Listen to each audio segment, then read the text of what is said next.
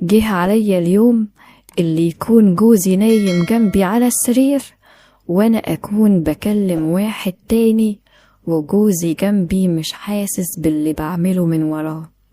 اقسم بالله ده اللي بيحصل دلوقتي، وهعرفكم كل اللي بعمله من ورا جوزي وهسيب لكم الحكم.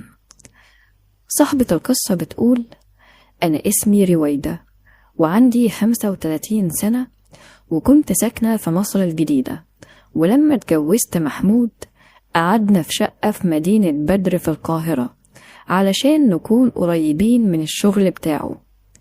محمود اتجوزني من 10 سنين، وقبل ما يتجوزني ما كانش فيه سابق معرفة أو قصة حب بيني وبينه، لأني كنت بحب واحد تاني وأنا في الجامعة، وللأسف غدر بيا وسابني وأنا في سنة تالتة، وحالتي النفسية بقت وحشة جدا وما بقتش عارفة أعمل إيه على الأقل عشان أرد اعتباري، لحد ما جت في دماغي فكرة إني أكلم ولد تاني وأخليه يشوفه وهو ماشي معايا، يعني علشان يندم إنه هو سابني.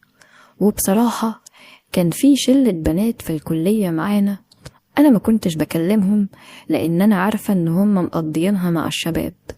بدأت أتعرف عليهم وأدخل جواهم لحد ما بقيت واحدة منهم، وحكيت لهم على اللي حصل، ومن ساعتها بقيت أتكلم مع الشباب اللي هم بيقفوا معاهم، وتعرفت على 3 شباب منهم وبقيت واحدة أساسية في الشلة دي. وبصراحة هم اللي فتحوا عينيا على حاجات عمري ما فكرت فيها ولا فكرت أعملها ولا كنت أعرفها أصلا. الموضوع بدأ لما عرفت منهم إن هم بيتجمعوا في بيت واحدة من صحابنا اللي أهلها أصلا عايشين برا مصر وحالتهم المادية كويسة جدا، وصاحبتي دي عايشة حاليا مع خالتها، والمكان اللي بيتجمعوا فيه ده عبارة عن فيلا وفيها مزرعة كبيرة. الفيلا دي بتاعت أهلها ومقفولة ومحدش بيروحها خالص، وهي قاعدة في مصر بس لحد ما تخلص الكلية وبعد كده هتسافر لهم. مكان الفيلا دي في منطقة في الجيزة. المهم لقيتهم بيتفقوا قدامي على الميعاد اللي هيروحوا فيه الفيلا دي، واللي عرفته إن في شباب من صحابنا بيروحوا معاهم، وطلبوا مني أروح معاهم علشان أغير جو وكده. إحنا عددنا في الشلة دي 4 بنات و3 شباب، وأنا وافقت أروح معاهم، وقالولي إن اليوم اللي بيروحوا فيه الفيلا دي مش بيروحوا الجامعة. قالت لي إحنا بنيجي هنا قدام الجامعة بس علشان نتجمع، وبنركب العربيات وبنمشي.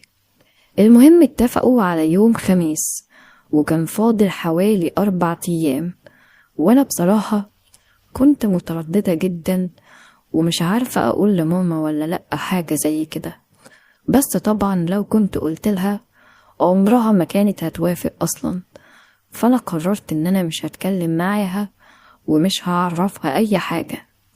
وجه يوم الخميس الصبح رحت عند الجامعة، لقيتهم كلهم واقفين لحد ما اتجمعنا كلنا، وكان معاهم عربيتين، والعربية اللي ركبت فيها كان اللي بيسوقها صاحبنا واسمه عمرو.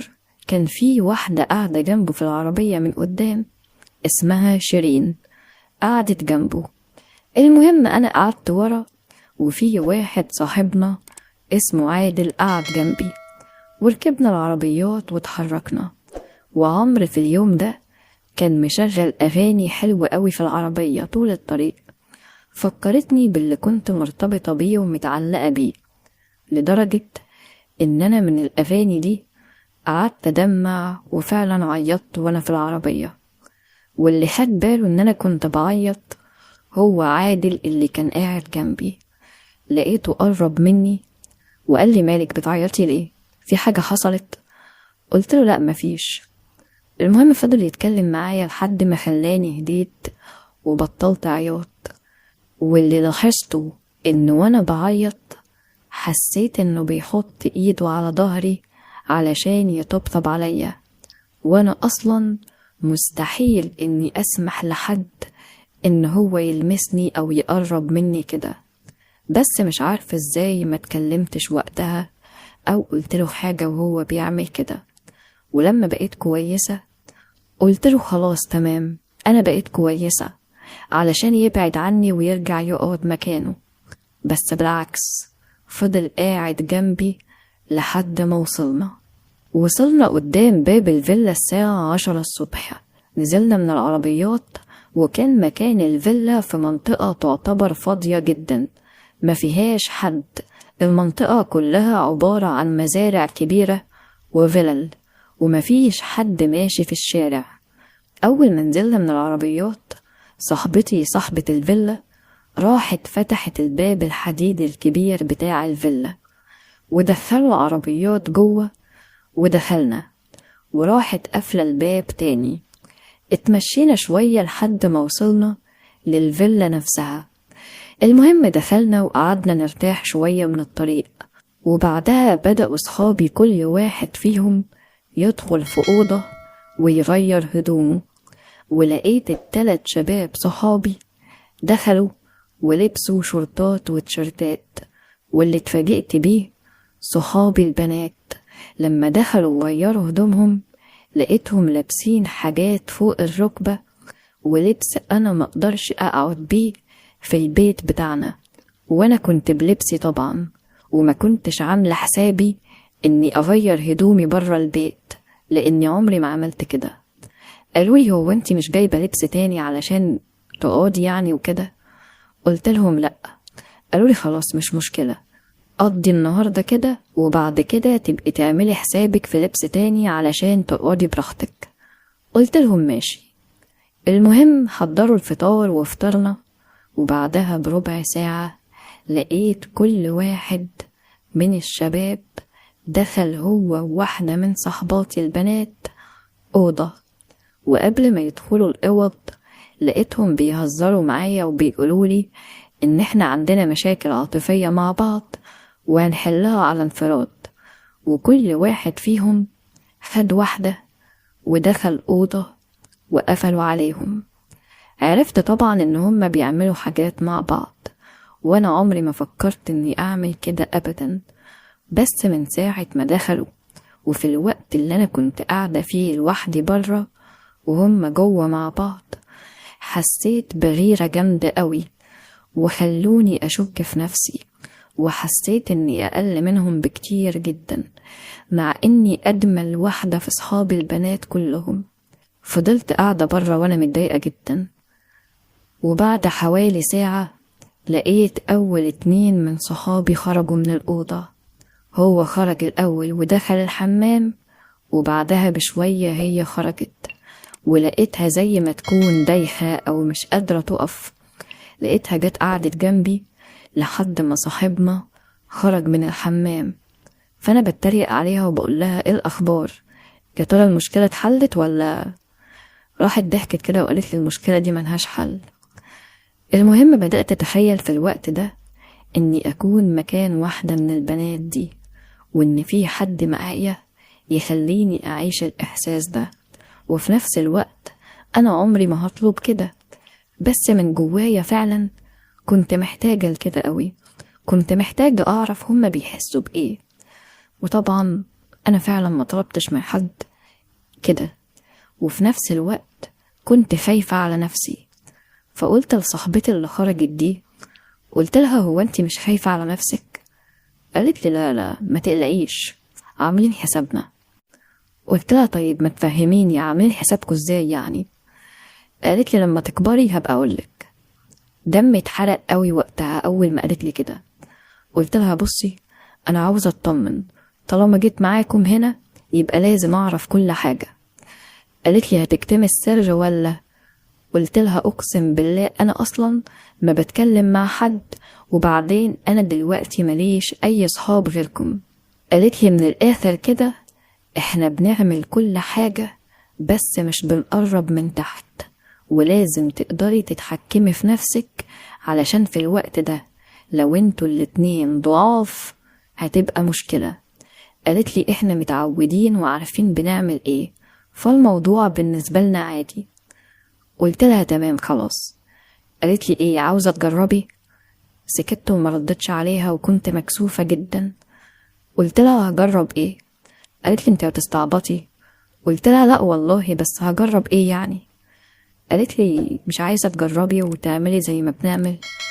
قلت لها وهعمل كده مع مين اصلا، وكل واحد واخد واحدة. قالت لي لا عادي، احنا اصلا كل مرة بنبدل، فعادي يعني الموضوع ده عاملينه لمزاجنا، مش شرط علشان حد يكون معايا اكون بحبه، فهماني؟ قلت لها فهماكي.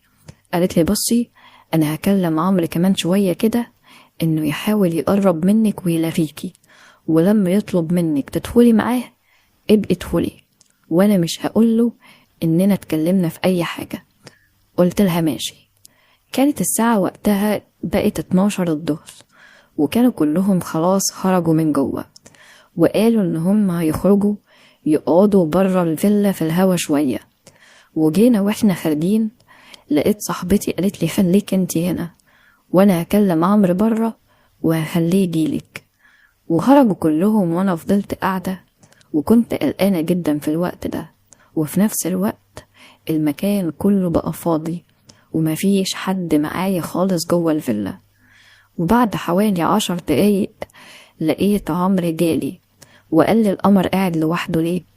قلت له لا مفيش حاجة، بس انا مش حابة اخرج يعني. قال لي وانا كمان ماليش مزاج اخرج، ايه رأيك ندخل؟